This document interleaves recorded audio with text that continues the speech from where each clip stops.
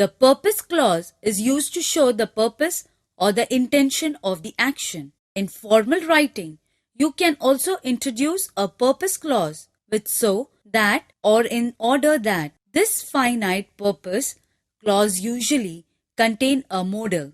Now, let us find the correct form of purpose from this exercise. He went to the post office in order to buy some stamps. She spoke loudly so that everyone could hear her.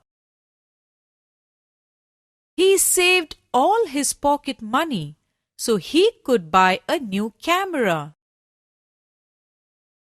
Talk quietly so as not to wake the baby. I always do my homework on a Friday evening so that I have the weekend free. Scientists do experiments in order to find out new things. Malavika phoned to invite me to her birthday party. Put on a coat so as to keep warm.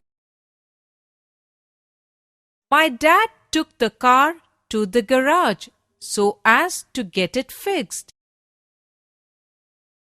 We all went to a restaurant so as to celebrate my grandparents' golden wedding anniversary.